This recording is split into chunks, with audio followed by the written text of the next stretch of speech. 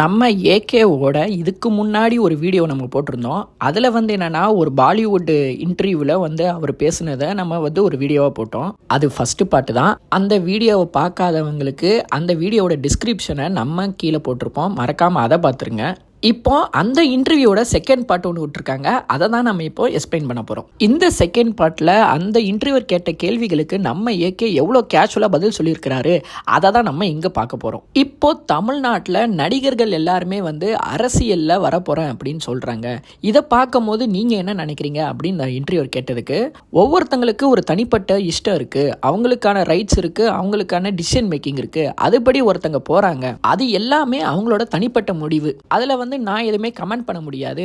எனக்கு அரசியல் வேணாம், எனக்கு அதெல்லாம் இன்ட்ரெஸ்ட் இல்லைன்றது என்னோட தனிப்பட்ட முடிவுனா, அதே மாதிரி அவங்கள அரசியல் போகிறது அதுன்றது அவங்களோட தனிப்பட்ட முடிவு. ஸோ அரசியல் புரிதல் ரொம்ப முக்கியம். அதோட கொள்கை கோட்பாடு எல்லாமே கரெக்டாக இருந்தால் எல்லாமே இங்கே சூப்பராகவே அமையும். ஸோ இதெல்லாமே எனக்கு பெரிய விஷயமா படலை அப்படின்னு சொல்லியிருக்கிறாரு. அதுக்கு அந்த இன்டர்வியூரும் ஒரு ஃபேன்ஸுங்கன்னு இருக்காங்க, அந்த ஃபேன்ஸை வச்சு அந்த ஃபாலோவர்ஸை வச்சு அப்படியே அரசியலுக்கு எடுத்துகிட்டு போகிறது நீங்கள் சரியாக பார்க்குறீங்களா அப்படின்னு நம்ம ஏகேவை லாக் பண்ணுற மாதிரி ஒரு கொஸ்டின் பண்ணாங்க. அதுக்கு சுவாரஸ்யமான ஒரு பதில் சொல்லியிருக்கிறாரு நம்ம ஏகே. அது என்னென்னா, இப்போ உங்களுக்கு புரிகிற மாதிரி நான் சொல்கிறேன். இப்போ ஒரு படம் வருது, அந்த படம் வரும்போதே என்னென்னா அந்த படம் ஃபெயில் ஆகும் அப்படின்னு நினச்சி யாருமே இங்கே ஒர்க் பண்ண போகிறது இல்லை. எல்லாருக்கும் ஒரு ஃபார்முலா தெரிஞ்சா அவங்க எல்லாருமே இந்த படத்தை ஹிட்டு கொடுக்கலான்றதே தெரியும். எல்லாரும் வேலை பார்க்கறது ஜெயிக்கிறதுக்காக தான் இருக்கும். ஒரு சில பேரோட ஒர்க்கு ஃபெயில் ஆகலாம், ஒரு சில பேரோட கணிச்சதை ஃபெயிலியர் ஆகலாம், ஒரு பேரோட அந்த ஃபார்முலா ஃபெயிலியர் ஆகலாம். So win R loose it doesn't matters. என்னன்னா அரசியலில் வருது, அது ஏற்ற மாதிரி அவங்களோட கொள்கையும் கோட்பாடும் கரெக்டாக இருந்துச்சுன்னா எல்லாமே கரெக்டாக இருக்கும். அந்த ஃபார்முலா இது பண்ணுறதான். நம்ம வீட்டில் உக்காந்து எவ்வளோ வேணால் சொல்லலாம், இது இப்படி பண்ணியிருந்துருக்கலாமே, இது இப்படி பண்ணியிருந்துருக்கலாமே, அதை அப்படி பண்ணலாமே அப்படின்னு ஈஸியாக சொல்லிடலாம். பட் இறங்கி கிரவுண்டு ஒர்க்னு ஒன்று பண்ணணும். அதுதான் இங்கே பெரிய மேட்ரு. எல்லாரும் ஈஸியாக எல்லாத்தையும் விமர்சனம் பண்ணிடலாம், ஆனால் இறங்கி வேலை பார்க்கறதுல தானே இருக்குது அப்படின்னு நம்ம ஏகே சொல்லியிருக்கிறாரு. இதெல்லாம் வச்சு பார்க்கும் போது தளபதி பாலிடிக்ஸ் வரதுக்கு ரொம்ப ஆதரிக்கிறாரு.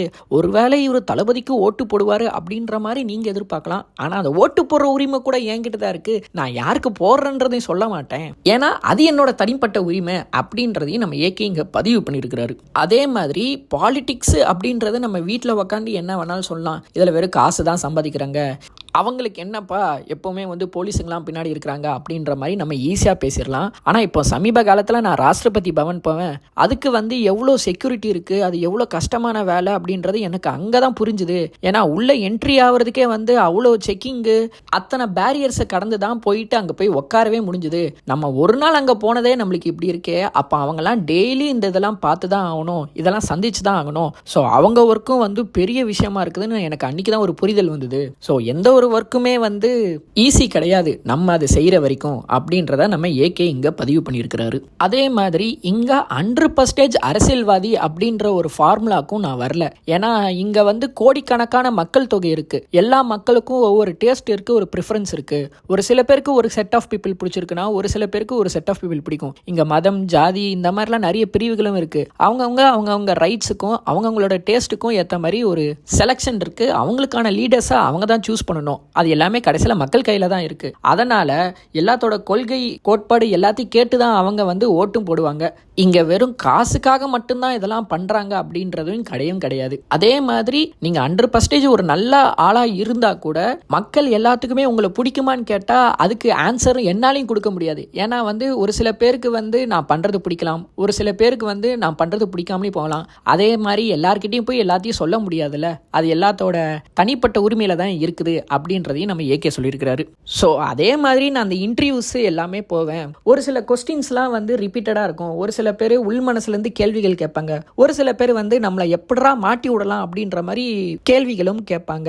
நானும் இன்டர்வியூஸில் எல்லார்கிட்டையும் ஒன்று தான் சொல்வேன், நீங்கள் கேட்க வேண்டிய கேள்வியை கேளுங்க. அப்படி ஒரு சில பதிலுக்கு நான் அமைதியாயிட்டேன்னா அந்த கேள்வியை நான் ஸ்கிப் பண்ணிட்டேன்னு அர்த்தம். அதை ஸ்கிப் பண்ணிட்டு நீங்களும் அடுத்ததில் போயிருங்க. ஏன்னா கேள்வி கேட்கறது உங்களோட உரிமை, அதை யாராலையும் மாற்ற முடியாது. ஏன்னா அதுக்காக தான் நீங்களும் பணம் வாங்குங்க. உங்கள் கேள்விகளுக்கு பதில் சொல்லணுன்றது என்னோட அவசியமும் கிடையாது. எனக்கு ஒன்று பிடிக்கலையா நான் அதை ஸ்கிப் பண்ணிட்டு போயிட்டே இருப்பேன். அதை நீங்கள் புரிஞ்சுக்கிட்டு என் மாரலுக்கும் ஒரு வேல்யூ கொடுத்தா நல்லாயிருக்கும். ஏன்னா நீங்கள் இங்கே ஒரு கேள்வி கேட்டு அதுக்கு ஒரு எடிட் பண்ணி அதுக்கு தான் நீங்கள் சம்பளமும் வாங்குறீங்க. உங்களோட வேலையில் நான் வந்து இன்டர்ஃபியர் ஆகணுன்றதை விரும்பல. அதே மாதிரி எனக்கு ஒரு சிலது பிடிக்கலன்னா என்னை அப்படியே விட்டுருங்க, அதுதான் நல்லதுன்றதையும் நான் இங்கே பதிவு பண்ணிக்கிறேன் அப்படின்றத நம்ம ஏகே ஸ்ட்ரெயிட் ஃபார்வர்டாக அடித்து உடச்சிட்டாப்புல. அதுக்கேற்ற மாதிரி அந்த இன்டர்வியூரும் நீங்கள் வந்து இங்கே பாலிவுட்டில் வந்து பிங்க் அப்படின்ற படத்தை ரீமேக் பண்ணீங்க. எதுக்காக இந்த படத்தை பண்ணீங்க? ஏன்னா உங்ககிட்ட அவ்வளோ ஸ்டார் பேஸ் எல்லாமே இருக்குது, எதுக்கு இந்த பர்டிகுலரான படத்தை ரீமேக் பண்ணணும்னு நீங்கள் நினச்சிங்க அப்படின்னு கேட்டாங்க. அதுக்கு வந்து நம்ம ஏகேவும் சொல்லியிருக்காங்க, இதுக்கு முன்னாடி நான் நடித்த படங்களில் ஒரு சில இதில் வந்து இந்த கேர்ள்ஸை வந்து ஸ்டாக்கிங் பண்ணுற மாதிரி இருந்தது, அதை வந்து எனக்கு வந்து மன உளைச்சலுக்கு உண்டாக்கிருச்சு.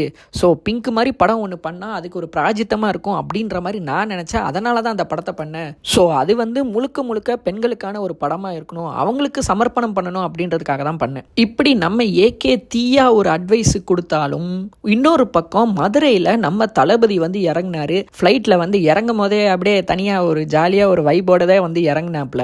அங்கே சுற்றி வந்த ப்ரெஸ் மீட்டுக்கு வந்து அவரும் வந்து ஒரு பதில் சொல்லியிருந்தாரு. என்னன்னா, நான் வந்து அரசியல் ரீதியாக வந்து நான் இங்கே வரல, நான் வந்து இங்கே ஜனநாயகன் படத்தோட ஷூட்டிங் இருக்குது, கொடைக்கானலில் இருக்குது, அதுக்காக தான் வந்தேன். மதுரை மக்களை நான் வந்து சீக்கிரமாக பாலிடிக்ஸ் விஷயமா பார்ப்பேன். இப்போ நான் வந்தது ஜனநாயகன் படத்துக்காக. ஸோ அதுக்கான கேள்விக்கான ஆன்சர் தான் என்னால் பண்ண முடியும். அதுவும் இல்லாமல் இப்போ நான் வந்து கொடைக்கானல் வரைக்கும் போயிட்டுருக்கேன், கார் வழியாக தான் போய் ஆகணும். இந்த ஃபேன்ஸு, நண்பர்கள், நம்பிகள் யாருமே வந்து இது பின்தொடர்ந்து வர வேணாம், ஹெல்மெட் போட்டு வண்டியை ஓட்டுங்க, இது மாதிரி நீங்கள் பின்னாடி வரதுனால ஏதோ வந்து ஆபத்து வந்துருமோ அப்படின்றது எனக்கும் இங்கே பயமாக இருக்குது. ஸோ என்னோட உணர்ச்சியும் கொஞ்சம் புரிஞ்சுக்கிட்டு கொஞ்சம் எல்லாரும் ஃபேன்ஸும் வந்து இதுக்கு ஒத்துழைக்கும் மாதிரி தாழ்மையுடன் கேட்டுக்கொள்கிறேன் அப்படின்னு சொல்லிட்டு கேஷுவலாக நம்ம தளபதியும் மதுரையில் சொல்லிட்டு போயிட்டாரு. அதுக்கப்புறம் அரசியல் ரீதியாக நான் மதுரைக்கு வரேன், ஏன்னா கோயம்புத்தூருக்கு ஆல்ரெடி வந்துட்டேன், இப்போ மதுரைக்கு வரலன்னா அது தப்பாயிரும்ல, சீக்கிரமாக வந்து அரசியல் ரீதியாக மதுரையில் வந்து மதுரை பீப்புள்ஸை நான் சந்திக்கிறேன் அப்படின்னு சொல்லியிருக்கிறாரு. ஒரு பக்கம் என்னன்னா, நம்ம ஏகே நம்ம தளபதிக்கு வந்து ஆதரவு கொடுக்குற மாதிரி ஒரு பக்கம் பேசியிருந்தாலும் நம்ம தளபதியும் வந்து இப்போ அரசியலையும் சரி சினிமாவும் சரி ஒரு பக்கம் பேலன்ஸ் பண்ணிக்கிட்டு இருக்கேன், இந்த ஜனநாயகன் படம் முடிச்சதுக்கப்புறம் முழுக்க முழுக்க ஒரு அரசியல்வாதியாக அவங்க முன்னாடி வந்து நிற்கிறேன் அப்படின்னு சொல்லிட்டாப்ல. ஸோ தளபதியோட அரசியல் குறித்தும் நம்ம ஏகேவோட இப்படி ஒரு ஆன்சர்ஸை பற்றியும் நீங்கள் என்ன நினைக்கிறீங்கன்றதை கமெண்ட் பாக்ஸில் சொல்லுங்கள். இந்த மாதிரி அடுத்தடுத்த வீடியோ வேணும்னாலும் நம்ம சேனல் லைக், ஷேர், சப்ஸ்கிரைப் எல்லாமே பண்ணி வச்சுக்கோங்க. பாய்.